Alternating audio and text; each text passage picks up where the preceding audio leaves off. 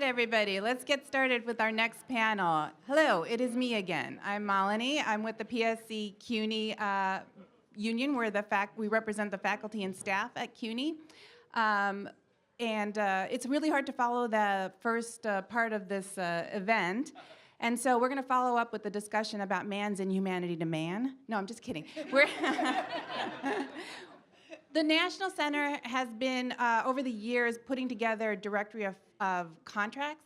And so we're going to dive into the latest iteration of that, right? So we're going to discuss the directory of faculty contracts and bargaining agents in higher education. And so we've got a really great panel here to help do that.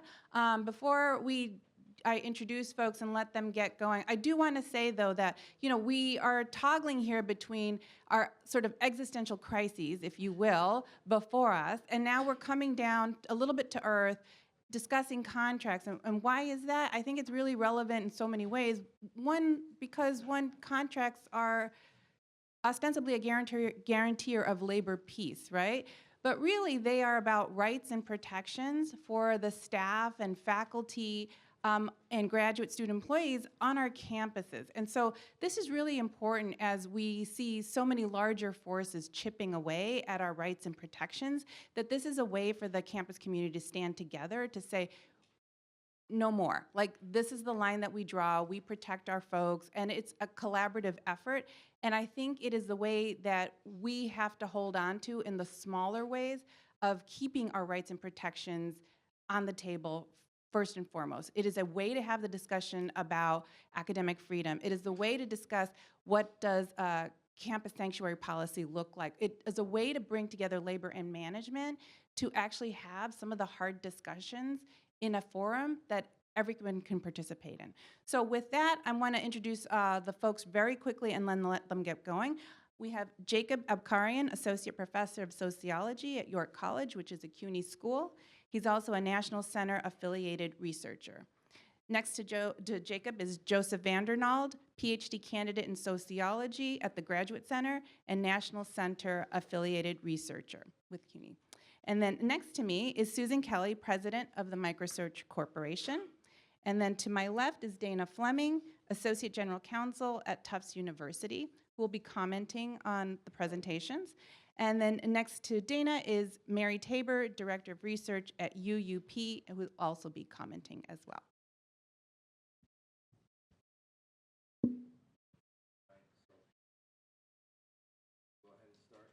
Okay, there we go.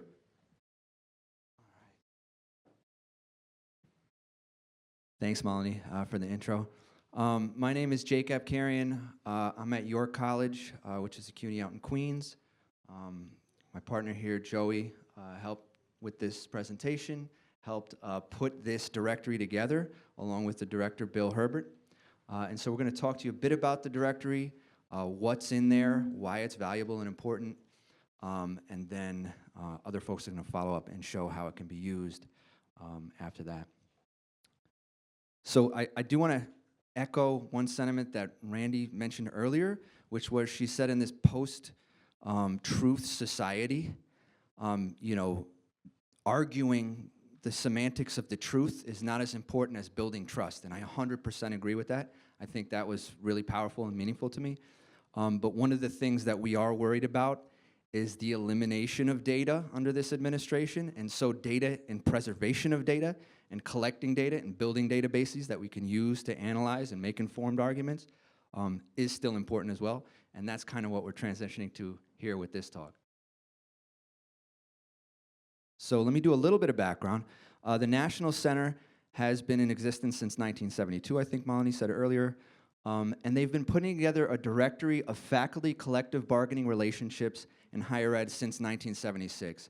And so what they've been doing is identifying which schools, colleges, and universities around the country have faculty collective bargaining units, right? And making this publicly available to everybody. Every year they were updating this, starting in 76, 77, almost every year. Maybe they miss a year or two, all the way through 98. And then there was a little break till 2006, another break till 2012. And 2012 is the most recent full directory that was done. We, in 2020, revised or updated that directory, and we reported on what happened, the National Center that is, since 2012, but we didn't do a full census again, right, of all of the collective bargaining relationships, the faculty collective bargaining relationships. A lot of the data in some of these older directories was outdated, old.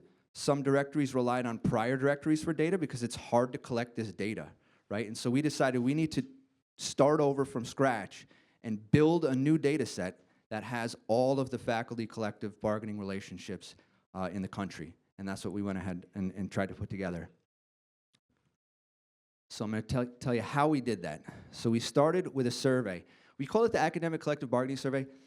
What we've done in the last 10 years on the leadership of Bill is expand beyond just faculty collective bargaining units. One trend that's been happening in higher education, a lot of student organizing, right?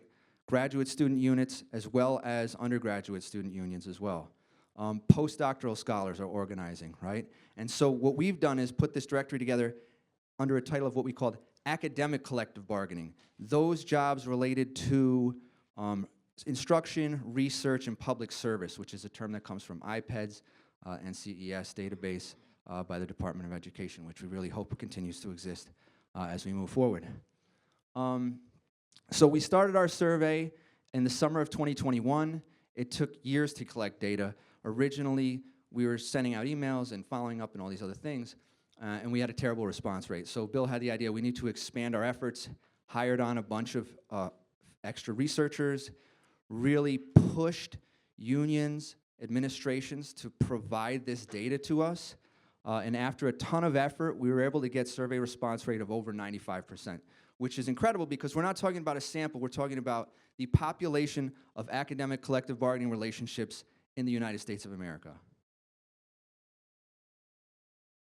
So this is what it looks like. You can download it off the web page, right, the National Center's website. It has data on over 900 collective bargaining units. The majority of them are faculty and chair units. We have data from 19 administrator units that contain faculty that engage in instruction or research or things like that. 12 postdoctoral and research units, 81 graduate student employee units, and now 19 undergraduate student employee units, right? So going back to 2012, there was, I believe, only a single undergraduate employee unit at the time out in Amherst, UMass. And since then, we've seen an explosion of undergraduate employee units. Also, graduate student units, there was a lot fewer of those back in 2012. We've seen an explosion since, so it's important to capture these things as well. What kind of data do we have? The name of the college or university, the bargaining agent, the affiliations for that agent, the size of the unit, the date the unit was recognized, the date the first contract was ratified.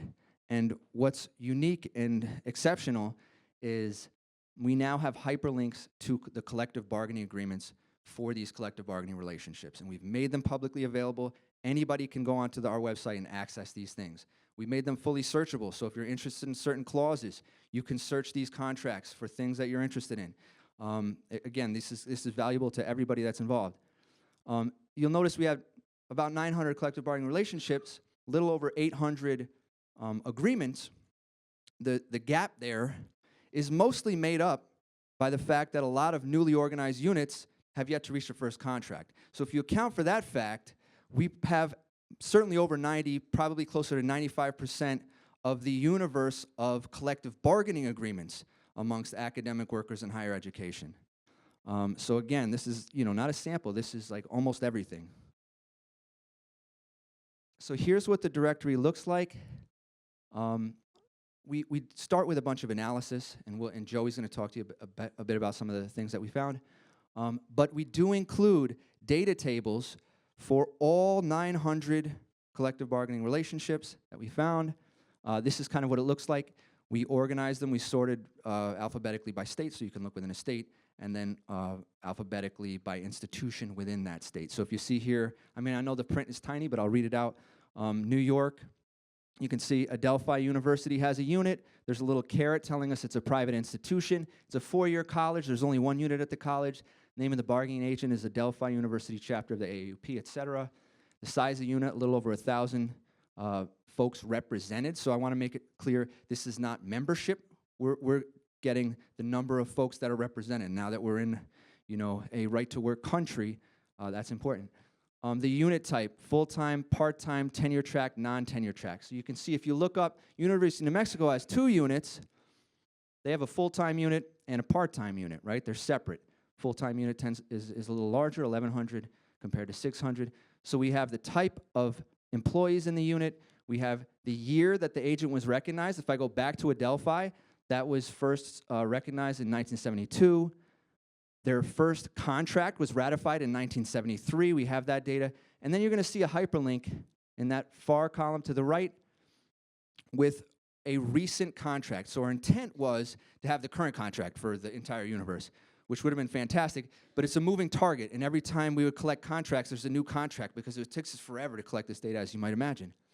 We are going to continuously be updating this, though, and we will be updating these links. In fact, this came out Labor Day last year. We've already updated over 300 agreements. We've collected newer agreements, and we'll be updating these links at some point in this year. So you can see at Adelphi, it says, at the time this was published, the most recent contract we had available expired August 2021. You could click on that link and see the entire thing in a searchable document. I did check this morning because I was going to use that as an example, and we do have the updated Adelphi contract in our database, and we will be revising that link, the one that goes through 2028 that they've recently negotiated. So I'm going to talk to you about quickly some key findings that we found, right? So we did a little bit of analysis with this. We didn't want to just dump a bunch of data out there, and you can, we wanted to summarize it a little bit, right? So we did some descriptive analyses, nothing predictive, but to just give you a sense of what the state of academic unionization looks like. So we have, and Malini mentioned this earlier, 27% of all faculty in the United States are represented by a union. All right, that's part-time, that's full-time, that's tenure track, non-tenure track, public, private, red state, blue state, right? 27% of all faculty. Again, as of the beginning of last year, that's a little over 400,000 unionized faculty nationwide. We looked at stuff by states. If you want to see breakdowns by states, a lot more detail in our thing, but Joey will show you a little bit more. California, New York, New Jersey have the highest number of unionized faculty, not terribly surprising. Blue states, very populous, strong public sector unions in these states. But interestingly, New York and New Jersey also do have among the highest percentage of faculty unionized. So 70% of all faculty in New York State are unionized. Again, part-time, full-time, we're talking about everybody. New Jersey, 73%, okay? What else? What did we see? Since 2012, we made comparisons to our previous directory in 2012. What's happened over the past decade? The number of unionized faculty has grown by 7.5%. All right, so while unionization nationwide has been steadily declining over time, it continues to grow in higher education, at least amongst academic workers. And again, I want to thank Mary for asking this question. That's compared to the growth of faculty overall, which was only 2.3%. So the total number of faculty since 2012 has grown nationwide by 2.3%, but the percentage of unionized faculty has grown by 7.5%. It's outpacing the actual growth of faculty, right? So union density itself, or I should say unionization rate to be more specific, the percentage of faculty that are unionized is also growing, about 4.5%. What do we see in terms of by sector? This is, again, is just faculty. This bullet that says private sector growth, 56%, public sector growth, 4%. So a lot of energy in the private sector, right, amongst private colleges and universities. Those numbers can be a little bit misleading. It turns out, and if we talk about the overall raw number of faculty that have gained union representation since 2012, and we compare the public sector to the private sector, it's about even. There's about the same number of newly represented faculty in the private sector as in the public sector. However, because the rate of unionization is much smaller in the private sector, there's a lot less unionized faculty at private colleges and universities, that same amount of growth, right, even amount of growth across the two sectors, it was a lot more impactful in the private sector, right? It meant an increase of 56% compared to what historically had been there. Also, like I mentioned, we really expand beyond faculty in this one, and eventually the goal of the center is to move to all higher ed, right? We want dining workers, we want every unit that we can get, right? Baby steps, though, and I appreciate Bill pushing us. The representation of non-faculty titles grew substantially since 2012. As of January, we saw 12 Barding units of postdoctoral scholars. There's even more now, and Joey can talk about that in a little bit. But that was compared to, I think, maybe only 3 in 2012. Right, the first postdoc union was formed in University of California, I think, in 2008. So this is a relatively recent phenomenon, the unionization of postdocs. GSE union representation, Malini mentioned earlier, 38% of all graduate students in our country are represented by a union now, right? A lot of this growth happened in the last 10 years, right? There's been a strong movement amongst graduate students, and increased by, more than doubled since 2012, and most of the growth is occurring in the private sector, amongst private colleges and universities. Finally, we looked at undergraduate student units, which is this new phenomenon. Again, there was a unit at UMass Amherst in 2002, I think resident advisors, but there wasn't a second unit in this country until 2016. And as of January 2024, there's now 19, and we've even seen a bunch more in 2024. So again, another area where we're seeing a lot of growth. I'm going to pass it to Joey to kind of break some of this down, show you some pictures, which makes it a little easier to digest, in my opinion, and then kind of talk about where things are going. Can everyone hear me? Okay. Yeah, I think I'm going to stand up. Thanks, Jake. So as Jake said, I'm going to just sort of dive in a little bit further into some of these numbers that Jake had showed here on our key findings slides. Let's see. There we go. So first off, one of the things that Jake mentioned was that we had documented some growth in unionized faculty since 2012, and this is actually our estimate of the union representation rate. So as Jake mentioned, this is a little different than union density, which we see from agencies like the Bureau of Labor Statistics and so on, but this is the percentage of faculty, according to our estimates, that are covered under a collective bargaining agreement. So 26.6%, almost 27%. So this will be something that's familiar to everybody in this room, but this is pretty exceptional if we're thinking about sections of the labor force, right? So across the whole wage and salary labor force as of 2024, our unionization rate here in the United States, our representation rate was around 11%. So faculty more than double what is average, which is pretty impressive.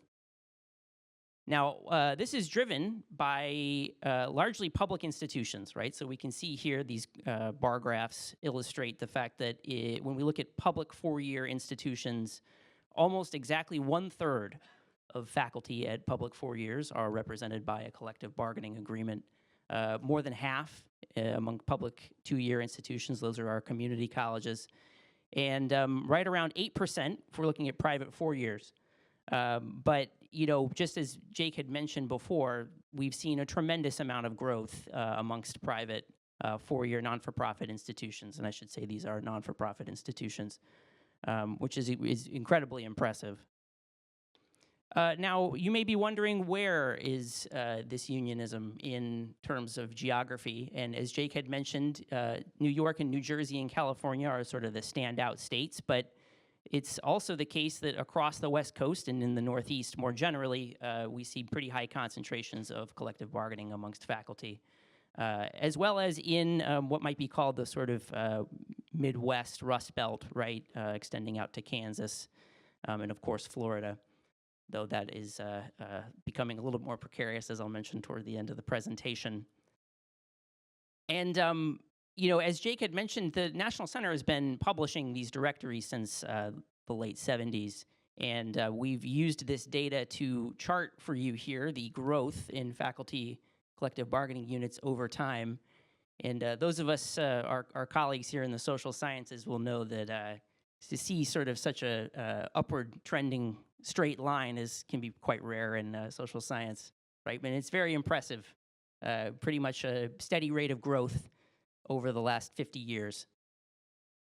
And also, as Jake had mentioned, one of the big standout developments since the last directory was the growth in graduate student workers.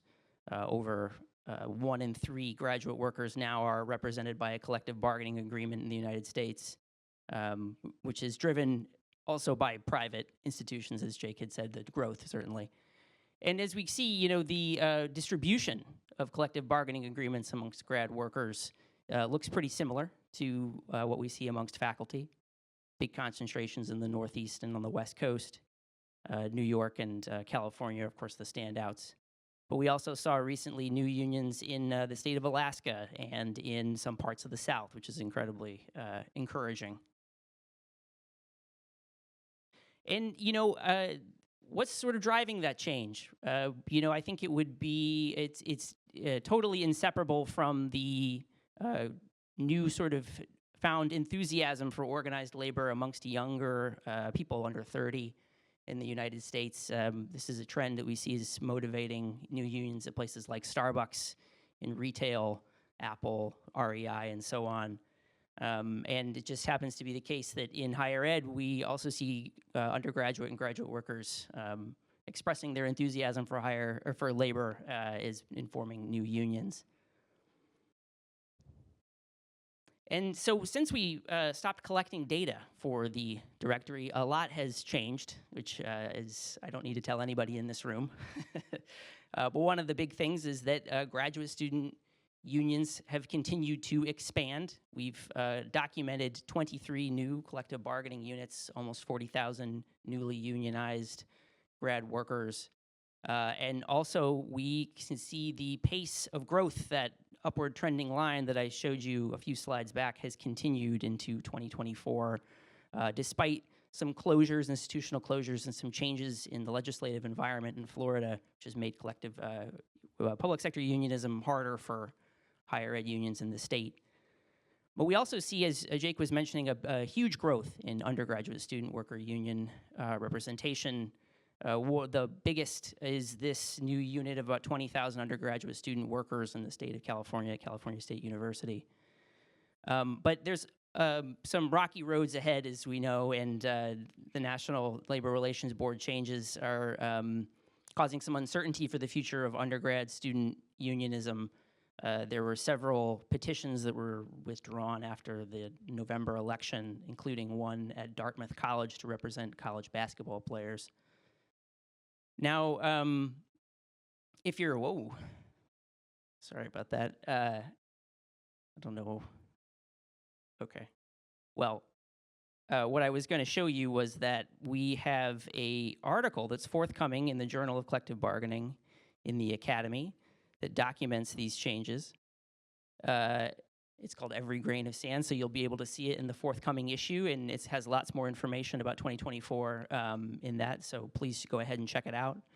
And I would be remiss if I didn't mention the portal for updating collective bargaining data. So one of the things that we are calling on all of you to help us with is to help us, as Jake was saying, update these contracts. There is a link in the directory and on the website that you can access and submit your new collective bargaining agreements, and you can help us continue to gather data. As Jake was saying, this is one of the major things that's happening, is the erasure of data.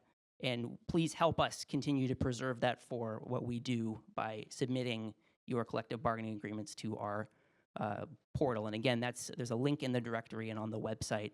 And that's something that all of us in this room can help with.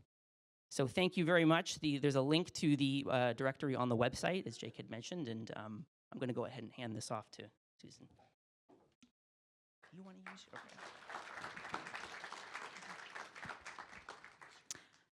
Yeah, oh, here's the clicker. Thank you. Can you hear me okay? Hi. Thanks. My name is Susan Kelly. I'm the president of Microsearch Corporation, and I am not an academic researcher or union organizer, but our company creates tools for researchers. And I'm very happy to announce the partnership with Hunter College and the Center for Organizing the Center for Collective Bargaining Research, that we're creating a portal. And this is going to be a wonderful benefit for everyone. And I guess I'll just say a little bit more about, MicroSearch is a small boutique search engine company out of Gloucester, Massachusetts. I started it with my husband 30 years ago. We actually started off as a CD-ROM publishing company, and we do still work for the AFL-CIO and have the Article 2021 database online, and we work with many, many unions, including AFT and NEA and AFSCME and CWA and smaller ones, BPPA and Local 100 in New York too. So we're trusted for creating these research portals. And what is a research portal? And basically we take client-provided content and we create these searchable, secure collections of documents that are fully searchable and very, very effective and very complex capabilities, in there. We are partnering with the Center to create a really lovely collection of these 900 contracts. And this will be something that will be available, what we believe, starting in September. And as they were saying about the header information that we have, all of those fielded elements that are on the table there will all be filterable and part of the collection. And just a little bit about our search engine. We are a very precise search engine. We're not AI-based. You're going to get the same result every time you do a search. No hallucinations, although we do have some AI assist to create complex searches if you need to do that. It does allow, as they've been playing around with it, allows you to search across everything for specific language. You can find, a needle in a haystack if you need to, rather than, scanning through documents. And it can be invaluably, very, very helpful in finding language. We have, it's, user-friendly, Boolean searching if you don't know it's and or not. But we also have proximity searching. So you can say, this word within a certain number of words of another word. You can create truncated words. So if you're looking for immigration, you can also say, truncate it and get all, cases of it. We have a lot of research. It's designed for research professionals is basically, what it is. There are Google-like capabilities if you just want to throw in words, but it is designed to help serious researchers perform good research. There are a lot of advantages of the center. One, we're doing this in collaboration with them. And one of the advantages, as they were saying, the center did this over a decade ago. And those documents sit for years on, a folder. And then you come out with a wonderful report. By having this continually updated, it will mean that you have access to the latest information. And they've already gathered, as I said, hundreds more that will be part of this collection. And you'll be able to, they'll be indexed and searchable within that. Rather than just searching within one contract, you'll be able to search across the entire collection, which is a little bit different than that. The center will be managing the users, and the idea is that there'll be some sort of a fee-based structure, sliding fee-based structure that's not been determined yet, but we'll be working with Bill on that. And again, they'll be able to submit updated documents, be able to download them. It's much more functional than just links. Links are great, but it'd be nice to be able to search across the entire collection. And with subsets. So for example, all the meta fields they were talking about, the sector, expiration date, you can also filter down by those. So you can search for, just cause, expiring in this range of dates, and in this sector, and in this, I want public sector contracts in California, and language on that.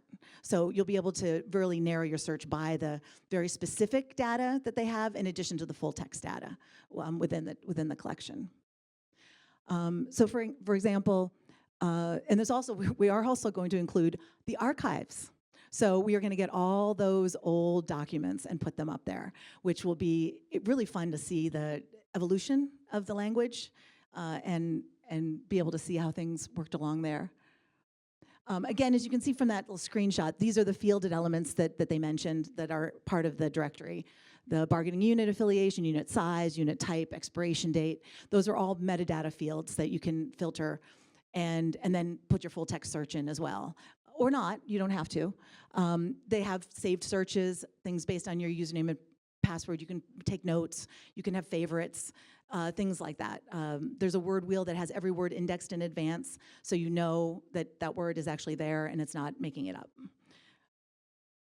So for example, I searched on immigration within 20 words of support and immediately found contracts that are supporting their, their immigrant population within their contract. And then once you find those results, you click on it and it actually has hit highlighting in the document, even for scanned documents. One of the things we've really specialized in, because we work with labor unions, are very long scanned files. So you can navigate, jump to specific words. It could be a 300-page document, and you will jump right to that word. You do not have to scroll through and perform another search.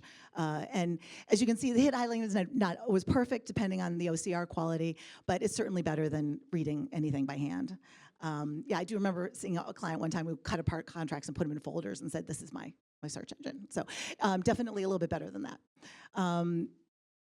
So I do believe that this will help both sides of the table. It'll help everybody knowing what's in your contract.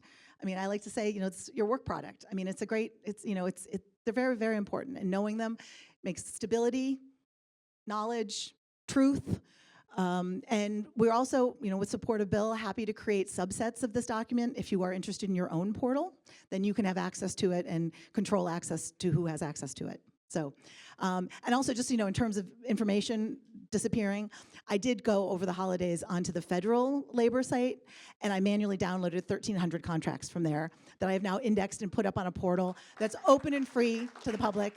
I think it's laborcontracts.org, and you can search all the fields that were there, because chances are those will not be available at some point. Thank you. Thank you very much. So we'll go to the commentators, and if folks have questions in the audience, please just hold them, and once the commentators are done, we'll go to audience questions. If you're in the overflow areas and you have a question, you can also come to the main area, because we have a few seats open. Hi, everyone. My name is Dana Fleming. I'm one of the in-house attorneys at Tufts University. And I just want to note that we've heard from a philosopher, an organizer, a professor, a student, a data expert, and now a lawyer. So things are sort of trending downhill at this point. But I will do my best. So this is my first time attending the conference, and you will never get rid of me after today. I will be a repeat guest, I hope. You're very kind. You haven't even heard the rest of what I've got to say yet. So I want to first start by thanking the team for this tremendous data collection effort. It is really, I think, going to be so powerful for all those folks who are at the table. And the thing that I see as you're scrolling through all of the documents is just the hours and hours of work that people in this room and others like you have put in at the table to reach these agreements. And it is a good reminder that it can be done, even in challenging times. And so I look at that, and I'm living in the hopeful side of Randy's brain. The second thing I want to note is if we can all just make a commitment here to update the portal, because we all know garbage in, garbage out. And so I just think for this to be the incredible and powerful tool that it is, we need kind of that collective commitment that we will continue to update it. And then finally, I just want to tell you a little bit about how I've been envisioning folding this incredible resource into my own practice. And to do that, I just have to tell you a little bit about my own practice. So I've been at Tufts for 10 years. I came in as an employment lawyer. I'm not sure anybody asked me about labor during the interview process. I'd had some labor exposure, but I don't even know if I would go so far as to say that I had practiced it. But in that curve that you saw up on the screen, where it was just going up and up over the last 10 years, I have been running up that hill at Tufts. I have now at this point bargained as many first-time contracts as I have successor agreements. I started out in the operations side of the house, which I know you're going to get to eventually. and then started doing the academic units, including some of those very new and novel undergraduate units. And particularly when you're doing a first contract and you're writing it from scratch, and generally speaking, there's a reason you're at the table, right? Some of that trust that we've been talking about has broken down, which is why you find yourselves at that table the first time, generally speaking. And so just that there could be this resource to fall back on, because I definitely, and I'm sure all of you have too, have been at the table writing new articles in first contracts at 10 o'clock at night, at 11 o'clock at night, you know, if you're lucky. And the idea that we can all rely on one another and use the resources and the wisdom that's been built up over time from across the country, I just think is going to be incredibly powerful. And then the last thing I'll say is that I do think, building off of some of what was said this morning, opening the aperture of figuring out new ways to do things, better ways to do things, novel ways to do things is going to be just a really good way to move the work forward. And I'll be the sort of first to, you know, say and acknowledge that I know New York is a college town. Boston likes to think it's a college town. But it's so great to just be able to see, again, how other schools are thinking about organizing, particularly in some of these new units where, like, for example, doing our resident advisors, we really didn't have many templates to draw from. So I very much appreciate all the work that's gone into this, and so that we have, you know, at least first and second drafts.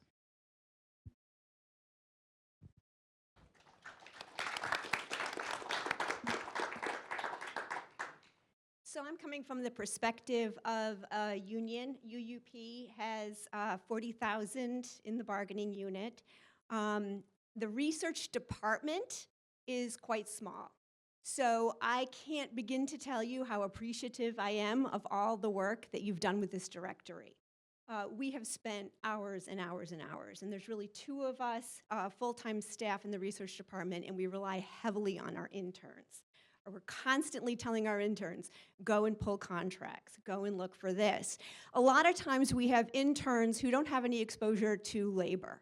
So we're trying to give them guidance, we're trying to give them guardrails. The directory now does all of that. It's absolutely thrilling. So why do we look at contracts? You know, Jake, you made the comment about we're not just dumping data on you, that we're going to be doing contractual exploration and analysis and summations, which is fantastic. But I'm very happy that you are dumping data on us. I can't begin to tell you how exciting it is for us. So we look at contracts for a whole bunch of reasons, not least of which you don't have to reinvent the wheel. You look at what are ways to do things that are creative that you didn't think about. You compare, you contrast language. You look at what not to do. Looking at the evolution is incredibly important. Lots of times, I think there's a tremendous number of myths out there about unions. And there's always this myth about, oh, they're just about increasing hourly salary. That's not even the tip of the iceberg. If it were just about salary, one might argue there's not a reason to have unions. It's so much more than that. We look at all those other issues that affect the daily existence of all the frontline workers in higher ed and in public higher ed. We know labor's under siege. We know public higher ed is under siege. We also have 3 state teaching hospitals in the bargaining unit. Public health is under siege. So we're looking at job security and sick leave and workload. Of course, the explosion of adjuncts has affected us greatly, so we're looking at all of these issues in relation to them, not just tenure-track faculty. We've learned that where you place a comma matters. Where you place an and, an or, and the mistakes you can make, and the havoc you can wreak where you think you've won something, but then it turns out that just a comma or an and or an or was not in your language, right? Critical, crucial to be able to look at all these contracts now. I don't want to take up too much time here because I know that we want to hear from all of you, but just two more things. Bill, in his opening, called for strategies for unity. Too often, we, as a union, we emphasize, and I think unions in general do this, emphasize collective action within, right? It's an internal term. But we need to be thinking more about collective action across unions. I know we've got Hilo out there, so a shout out to Hilo. But this is allowing us, it's symbolic as well as an actual way for us to look at what other unions are doing and to think about collective action in the greater sense. And not just functioning in isolation. And that a contractual win, while fantastic for the bargaining unit, remember potentially is a win for other unions and even for non-unionized workers. Finally, I'd go back also to Jake again, where you mentioned, made reference to Randy's comment on the importance of trust. I agree that trust is important. I don't know that it's more important than truth. And particularly as a researcher, I start to get hives when people say they're not as interested in truth. You have to know what's not true by knowing the truth. And what's, for me, again, really important fundamentally about the center's directory is I'm not dealing with a for-profit entity. Every other subscription service that we have is for-profit. I can't begin to tell you, and I'm sure you all live this as well, the number of glitches, the number of bugs, and you know that the platform of the service doesn't care as long as profits are going up. Particularly if it would take too much time and energy for them to fix something, they won't do it. I know with the center's directory that we get both trust and truth.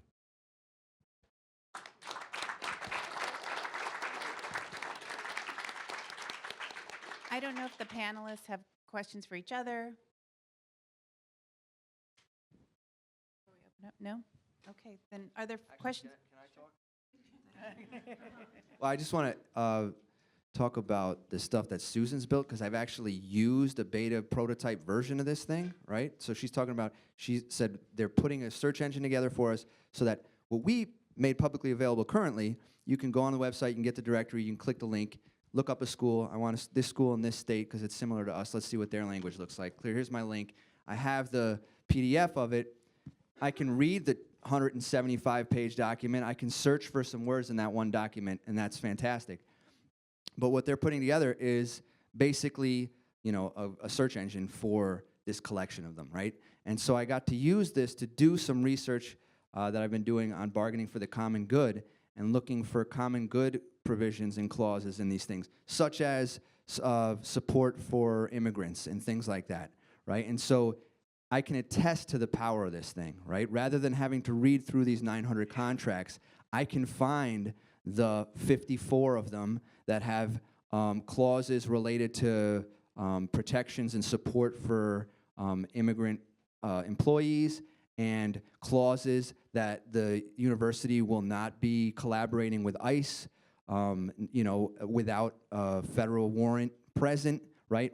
You know, concrete inside the contract. And I can find all these things infinitely faster than if I had to do this research. It would take me years and years to do what I did in probably a month using this tool. So it is a very powerful tool. I just wanted to because you talked about what it can do. I've actually used it, and it's fantastic. So I did want to add that. And I'll just add to what Jake said, that for those of us on the sort of school side of the table, taking that information back to our back tables and decision makers is also so helpful, right? So if we can point to, you know, here are the schools that do it, there is a way for us to do it, it just opens the conversation up in a way where the door just, it opens much wider and much more quickly. Can I ask? Thanks so much. And I'll echo what all of you said about how great it is to have this database up and running and searchable and everything. Like, thanks for all the work. I know how huge a task that is.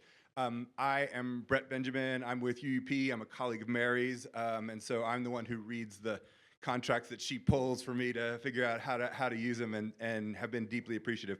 I also work with HELU, Higher Ed Labor United, and I chair the National Coordinated Organizing Committee, co-chair it with my colleague Anka Wubert. We're interested in trying to do some qualitative work on top of the database thing. So for instance, it seems to me the search engine stuff is spectacular. The point you make about immigration as a search term and so forth is great. You can begin to pull this out. But one of the things we see, of course, in higher ed contracts is how everyone uses different words for the same thing, and how heterogeneous they are. And so trying to find coherent ways of comparing contract language on contingent job security and so forth is not as simple as just searching for contingent job security. The terms used are so different, and the context in which they're bargained inflects the way in which the language is shaped, right? And so I guess I'm curious to hear from all of you, from you, Susan, as someone who does the sort of search side, from you all as researchers. Are there qualitative research projects that you would like to see kind of on top of the work that you're doing to help add to it? That is, are there kind of areas where at the NCOC committee and HELU, we're interested in trying to put together what are the best practice languages on a series of key vectors that are going to cross a lot of different kinds of contracts, right? Are there things that you all can see that would be supplemental? And I know how stretched I'm sure you are. I'm not asking you to do this as much as to think about like where you immediately see useful research supplements to the database work that you've already done. Well, I can just say one thing from a technical standpoint is that we really tried for last year trying to figure out how to use AI in a way that was not worthless. And it was, I mean, again, I was at the NEA conference, and we've been consulting with some of our clients, some California Teachers Association, about, you know, how can you comfortably use AI. That's why I'm saying we're a precise search engine. Our search engine, you will get, if you do the same search, you will get the same results every single time, which is unlike AI. But what we are doing is we've created a tool to take a search and, again, use AI to generate a very complex search out of, so let's say if you wanted to say immigration support, you would type into our chatbot, whatever you want to call it, we haven't figured out what to name it yet, the query that you think you want, and it will go and try to find every synonym and try to figure out what it is you really want to look for, and then put together a really complex string that works within our search engine with lots of parentheses, and, you know, because it's very complex. I mean, I'm not good at that kind of stuff, but it will take that and do that. So that's one way of being helpful, because you may not have thought, oh, this is a synonym for this, or this is, you know, whatever. So that's something we're doing technologically, but we are making it then turn into a precise search that then will be searching the words that exist and not making anything up. I just want to mention, which we're going to announce later during the conference, is that this center is currently conducting research involving 612 contracts in our database involving academic freedom. And so we have been coding all the contracts on that. And so that's one thing. One thing, though, I want to raise for the audience, which would be very helpful, is because we're holding off on opening it up till September, because we want to hear from you about what things you're looking for. It would be very important for us to know what aspects of what was shown, how should be expanding it, what nuances should we be looking at. You raised the issue of adjuncts and job security, but I'm sure there are other issues that we haven't spotted, and we'd love to hear about that today. I was hoping I could just follow up also with that question. So I'm a quantitative researcher, and I teach statistics to social scientists. And, you know, quantitative data is valuable for making generalizations, et cetera. But I tell my students, if you want the truth and what's really going on, right, validity comes from the qualitative stuff. Like, what is it actually saying, right? So I think that is incredibly important.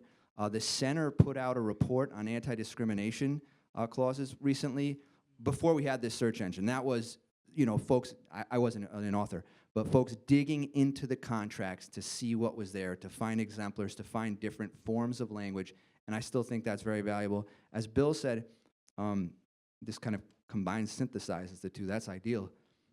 If you can combine quantitative and qualitative, you can use this engine as like kind of a first cut to kind of identify contracts that you can then dive into. And so that's kind of a tool that you can use it for as well, which I think is really cool. I just want to say real quick, one of our clients is NEA, and they have gathered from all of their affiliates sample language. So there's bargain language and sample language. There's what you aspire to, and then there's what you get at the table. And so I know that there are collections of that kind of data. Again, I'm not an analyst or researcher. I just know that certain unions have been putting together that kind of language.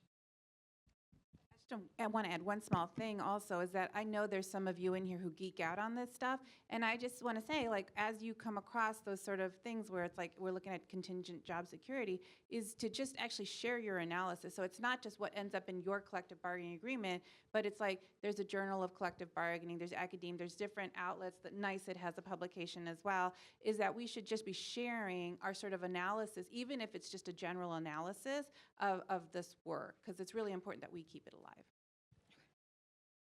Hi, my name is, sorry. My name is Lauren McGuire, and I'm a graduate student at North Carolina State University. And my dissertation focuses on graduate student unions. And I have more of a functionality question. Like, do you see people being able to download information from this, like in a quantitative way? For example, if someone saw the directory come out and then scraped it into an Excel sheet and is now making their own data set in a very long and drawn out process, would you be able to help her?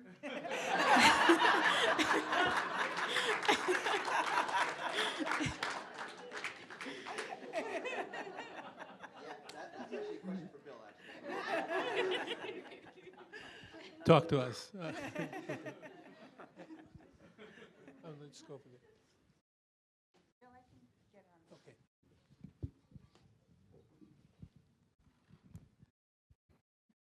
Good afternoon. My name is Rich Olszewski. I'm a bargaining director from SEIU 32BJ out of New England. As Dana and Asen both know, I bargain almost all of the district's higher ed contracts that covers some 4,000 people in Mass and Rhode Island. However, our sort of demographic is a little different from, I think, most of the folks here insofar as they're blue collar. They're tradespeople, custodians, dining service workers, some security here and there. So my question in particular for Susan is, what do the sort of blue collar, more kind of manual bargaining unit offerings look like so far? I think it's minimal, but I figured I'd ask. So the tool is called Web Search, and it's our tool. We built it. It can be for any kind of contracts. I mean, we have the Boston Police Patrolmen's were my first client. I mean, all the way up to, so we like TW Local 100 is a client. We do a lot of arbitration databases too and things like that. So really, if you have the contracts, we can create a portal for you. And it's useful no matter what, because you need to know your contracts. You need to have your contracts. You need to have them in one place.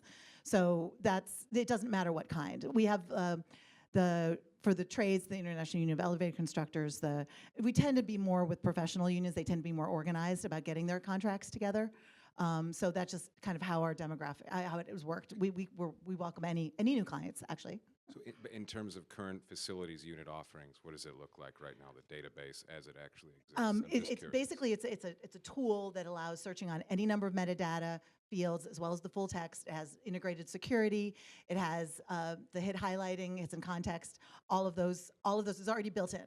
So it's just a matter of you getting us the content. Our portals are client-provided content, then you own the content. We're a software as a services company. So basically, if you gave me 100 contracts, I could turn around and give you a portal, in a few weeks. Okay, all right, well, thank you.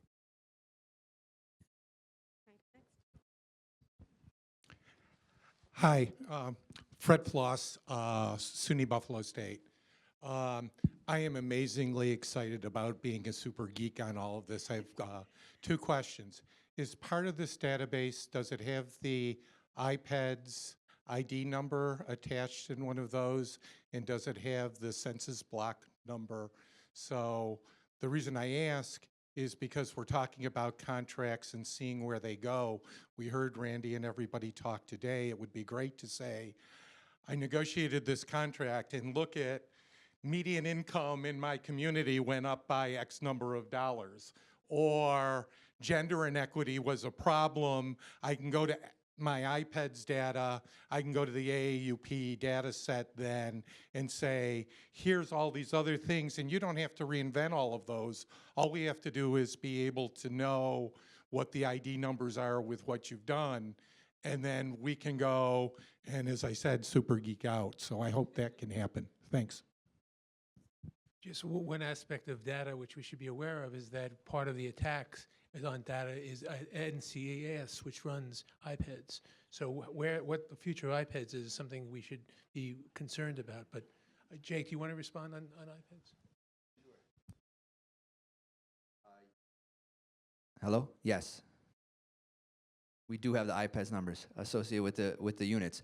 It's a little more complicated because a lot of these units are for systems, right? Entire systems. So there's no single iPad code for a system or census tract necessarily. So, you know, you'll have to massage the data, but for those units where there is one-to-one correlation with an iPad's number, unit ID, we do have that.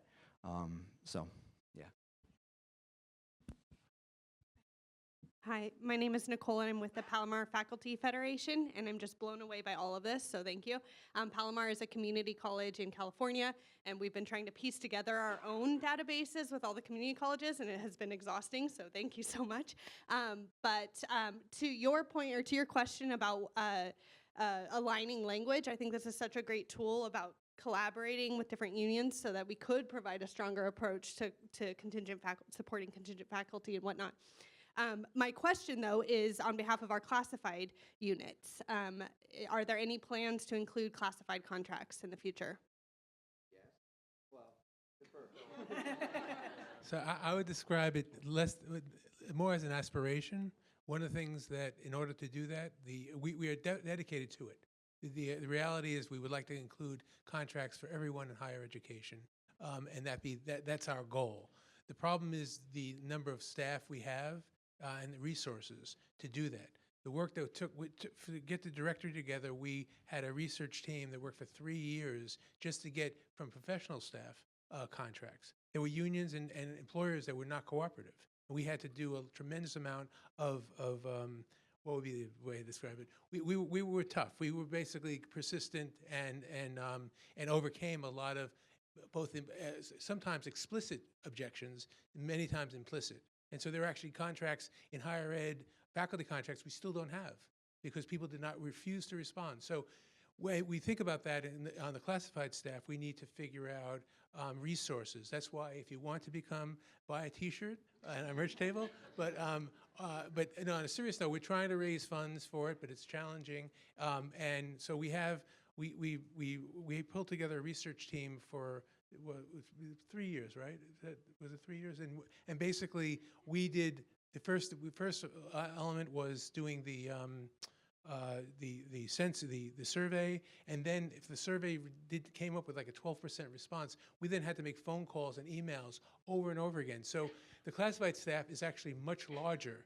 The universe is much larger and much more important because for a variety of reasons, including the fact that collective bargaining among classified staff predated faculty unionization by decades. So the first thing I would raise is if you have contracts in the classified staff, send them to us. We will start collecting them. But the actual process of the work that would have to be done is we're going to have to get the resources together to be able to do that. And it's not just classified staff, anyone in higher ed. There are a lot of administrative staff, collective bargaining units that we haven't touched. We want to catch everything that we can. So, SEIU 509 represents others. More contracts that we get, the better it is, and then we can work from there, and eventually be able to reach that point of what I'm saying is the aspiration. And I will add as well, to help you with that question, Jerry from UUP as well. And I'm looking at Felicia on the other side of you, and both the UUP contract and the PSC contract are everybody. So it's all included. So if our contract's up there, you have access to that information. Can I just also follow up on what Bill said and say, if folks want to donate time as well. So all of this work, I'm not paid for any of this work. This is volunteer work because I care about this subject and I research this subject, et cetera. But if folks also want to contribute time for the center, I don't want to speak out of turn to Bill, but we'll take all the help we can get to make this as good as we can get.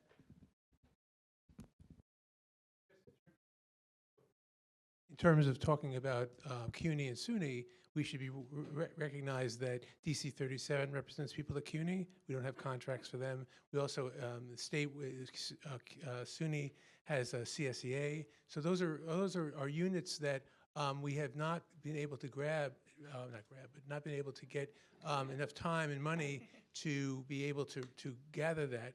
And so the more people are proactive, just like with updating the contracts that we currently have for faculty, postdocs, graduate students, and undergraduates, the more where people are proactive in providing us with that information about classified staff and others in higher ed, that it will it'll help us tremendously in starting that process. So I have a question for Dana and for Mary. So what else, in terms of the things we have in the directory, what else more in terms of data would you be interested in us working on?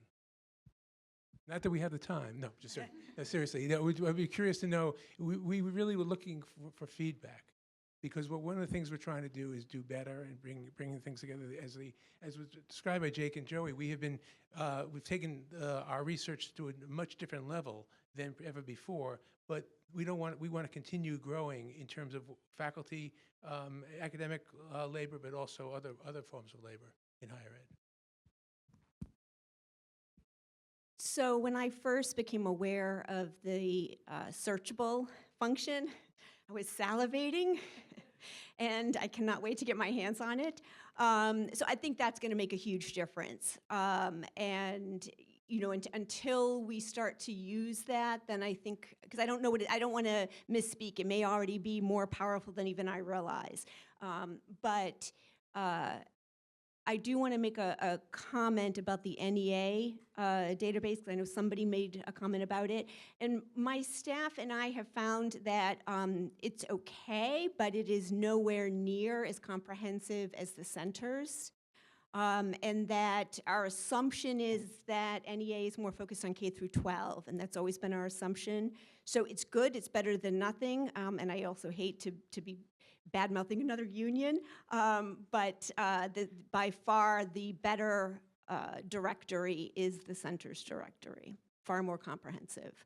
And then in terms of moving forward, one request is not so much about the directory as it is about the contractual analysis, these reports that you're going to be producing. If there was some way to let us know which ones are in the works, we had a situation actually at UUP where we had been asked to pull anti-discrimination clauses. We put a lot of time into it. We had the interns working on it. We were trying to make it user-friendly with a cumbersome Excel spreadsheet. And it was like 2 months later that you came out with your brilliant piece, far better than the work that we had done. And so it would have been great had we known that you were working on that and that was close to being launched.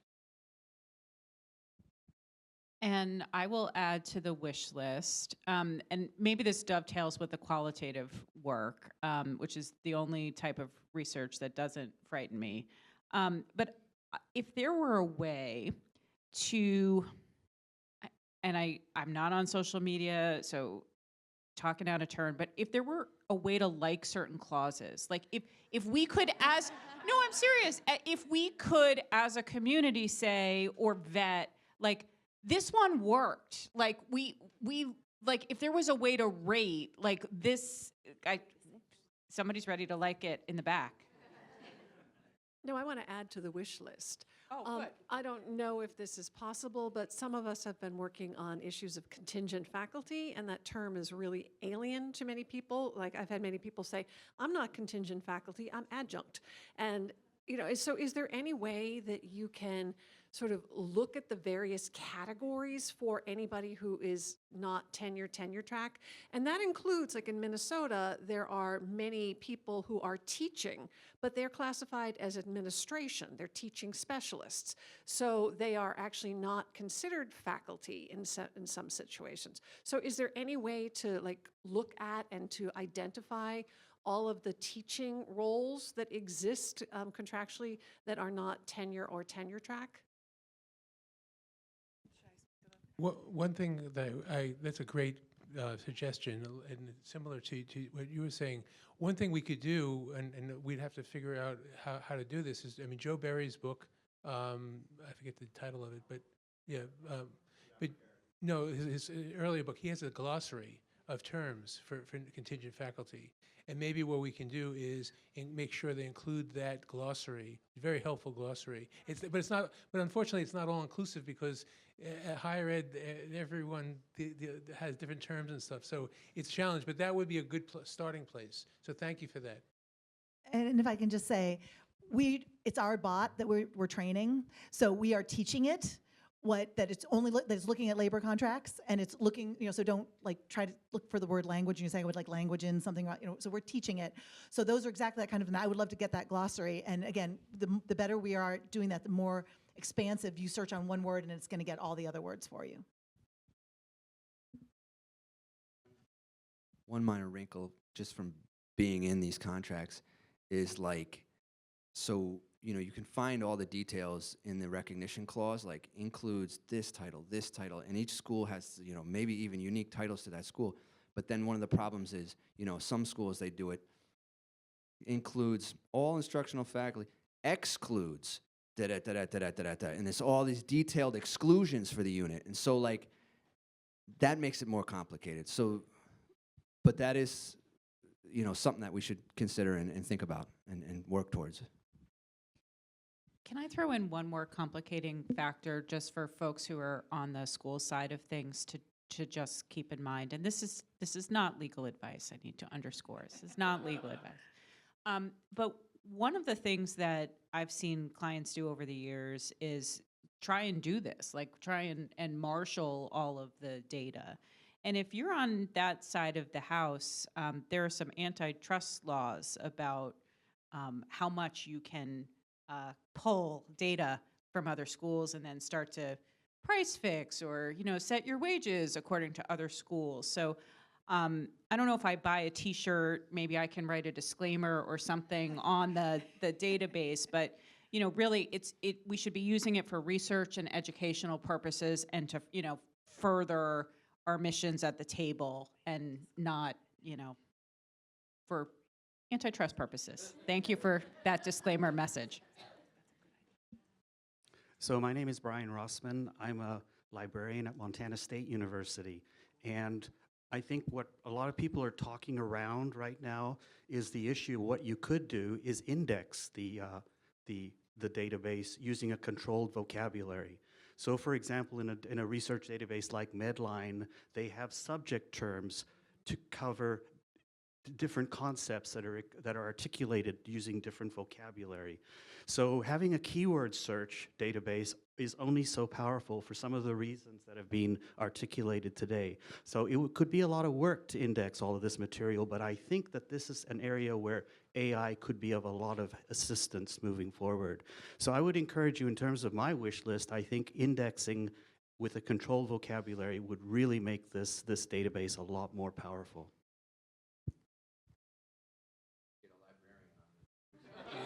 Yeah, I think that's the message. One thing I'll just say is that, Bill had mentioned that we are coding these contracts, and part of those codes are going to, try to include some of these subject terms that you had mentioned.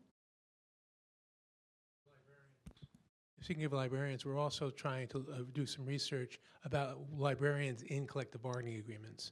That's part of the coding we're doing on academic freedom is how many what units have librarians that are covered by academic freedom provisions. So we're working on that. Just FYI. Yeah, hi, I'm Jeff Staten. I'm at Emory University in Atlanta. Hello, everyone. I'm just responding to this question, and I really like the idea of the functionality of the like clauses. I would be less asking precise, like for help on precise research questions to ask, as much as following up on this last comment, like how to think about what this resource is. This is an archive, so like you have archival questions that you need to be asking. I mean, the thing that you said that really concerned me was just like the number of contracts are changing. So I want to know where's the record of the the contracts changing over time. Well, the specific thing that I'm curious about, it's in addition to liking, is what are the hard things to negotiate, right? And so like knowing that this particular article has been changing a lot, this one doesn't, is just something I'd be like immediately be curious about. But again, that's a specific thing. It's the archivist, the idea of like thinking about this as a librarian seems like the most compelling idea to me. Well, we will have all the archives, you know, the thousands and thousands of documents that so you could, and again, that might be the kind of thing that AI could do. But again, I'm not very trusting in AI. I've been seeing a lot of crazy things happening. So, you know, we spent a year and a lot of money trying to figure out if we could use AI to improve our technology, and we really can't, other than allowing AI to function outside of the database and come up with a nice query that we can then run within our database and not have it make up information. But that could be the kind of thing that you know, again, in terms of analyzing specific, assuming the clause title didn't change. I mean, there's some things just get reworked so much it's almost impossible. But you know, I do have clients who have, you know, many years worth of contracts, and they actually watch how certain things have evolved over time. What you're describing is very similar to what Westlaw uses in terms of tracking case law for different, you know, key parts of the law. So how often is it changing? Which courts are agreeing with it? Which courts are not? And yeah, it's like a supercharged like button. Yeah, but we're 6 people. We're very small. But we're all going to buy T-shirts. No. We're MicroSearch. We've actually volunteered our services for this project for the greater good of the world, and so that's why I'm here. But I would love to do a fabulous index, but we're not very big. We have an amazing tool. We've been around for 30 years, so we do know document search, and we've been working with unions for 30 years, so we do know collective bargaining agreements. But again, there are only 6 of us, and yeah, sorry, we'd love to do all of this stuff. But we do plan on archiving. So this was our first cut, right? So we got everything that we could get. Some of it's already outdated, and we're currently updating that. And we're going to take that first cut, and now moving forward, all the new stuff that we do get, we will save the stuff that we originally got, and there will be an archive so that you can, 10 years from now, we will be able to do a little bit of, longitudinal analysis.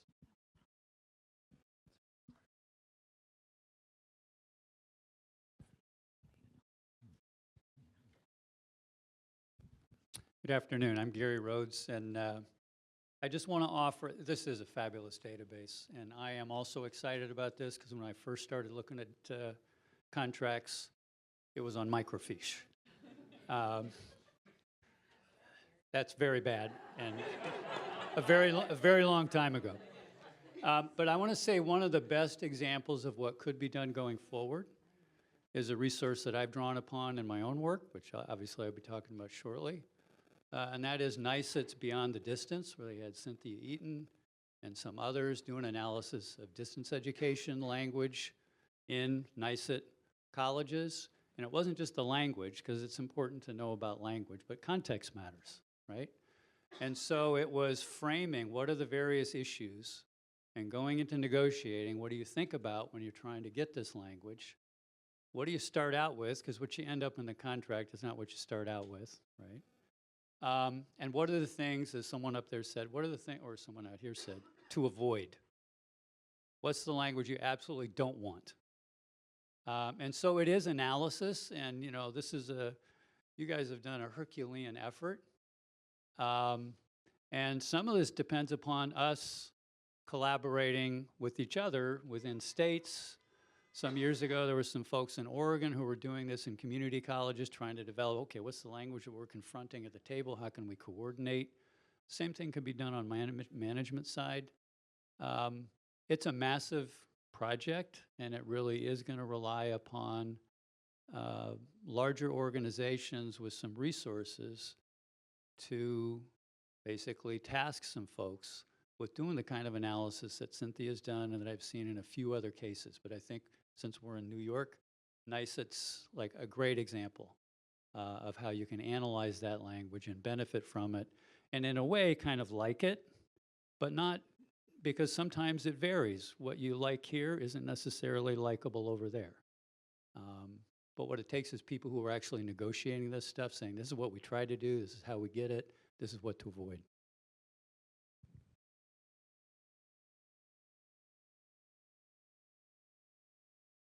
Question. I'm sorry to be the questioner, but one of the things that, when looking at these contracts and realizing about the most important issue is salary, and trying to figure out how to create a system of research that would capture salaries in a way that's productive, because contracts are divided in various ways on salary, and it's hard to be able to identify which contracts are structured in what way. And so the question becomes, do we, if it's a pay scale, do we do minimum, maximum?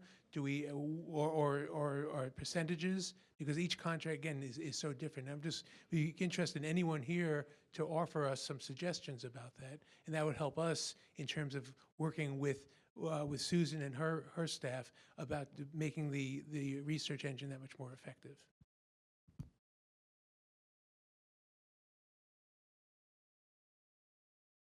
I think it's complicated, right? And that's part of the problem with this whole discussion, is that this is so much more, we want something really user-friendly, really easy to access, and to be able to do it quickly. And the nature of what we're discussing, it just in general often does not lend itself to that purpose.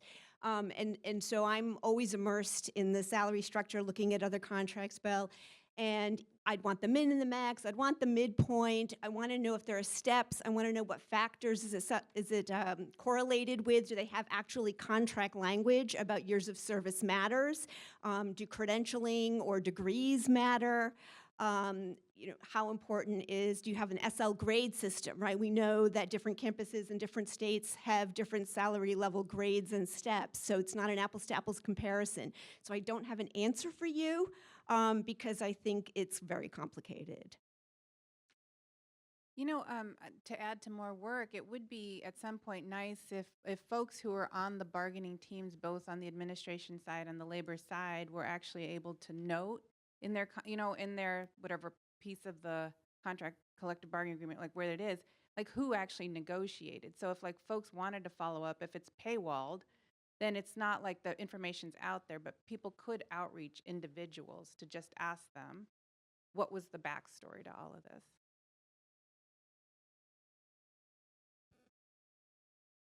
Any other questions or comments? This has been extremely helpful for us. I hope it's helpful to you. Any final comments or questions?